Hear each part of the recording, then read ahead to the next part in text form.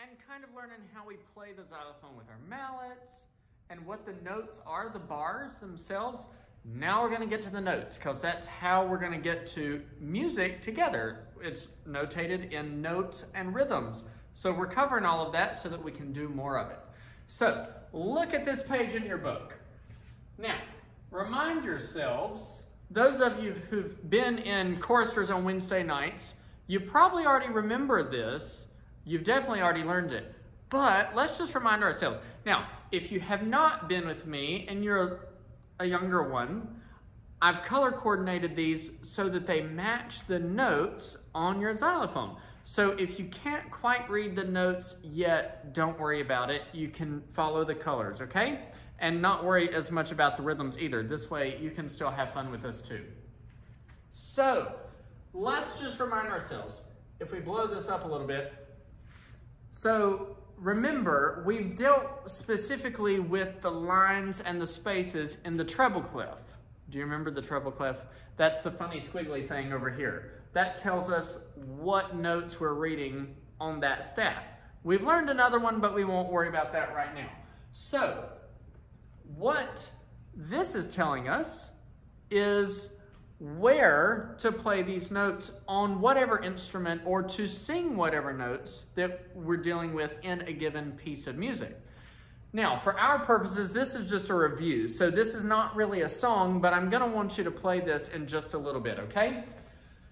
So, don't worry about the extremes yet. Just worry about the stuff right here in the middle. Now, we had some really cool things help us remember those notes. So you've got 4 spaces and 5 lines.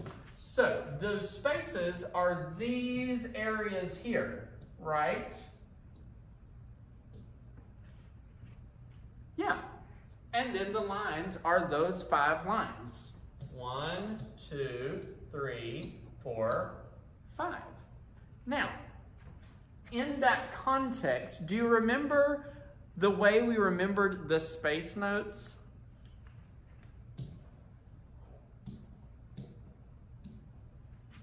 Face, do you remember that? How do you spell face? F-A-C-E.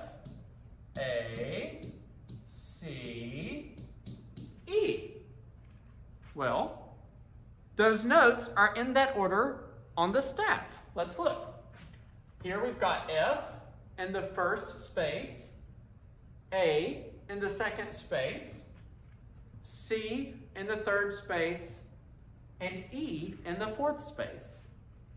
Now, that one's the easier one in the treble clef, but we've got to deal with the lines as well. So on the lines, we had a saying, and you can change it based on whatever you want to make the word.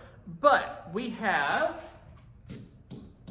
E, G, B, D, F, right?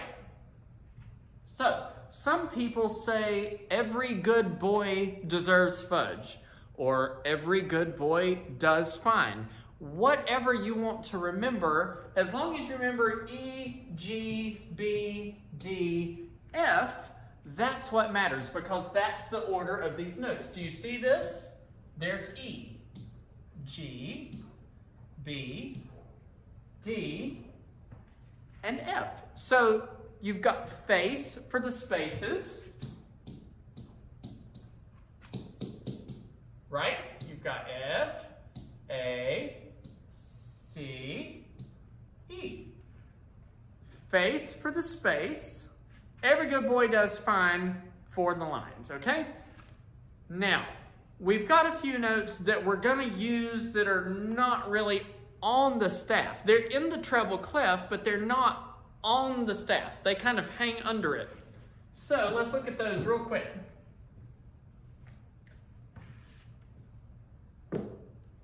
Here they are. You've only got 2 notes really that we're gonna worry about that are hanging off. Now there are notes that go up above the staff, but on our instruments, we won't really need those, okay? So, these 2, they look kind of funny. So it's because on the staff, and let me give you an example. So here's a little homemade staff, and I'm gonna put these notes. Let me move this.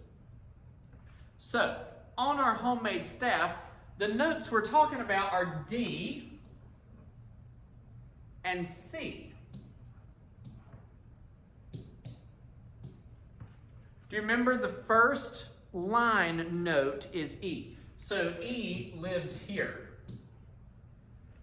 So then just under E is D, and under that is C. Now the reason C has this little line through it is because for our eyeballs, while we're reading music, you need to kind of know that that's C. Otherwise, if that line didn't exist, it would look kind of just like D, even though it's a little lower. So if you were playing along either on your mallets or on the piano and saw that and it didn't have the line, well, it might get confusing. So that's why they put the line. So it's just a little imaginary extension of these lines, okay?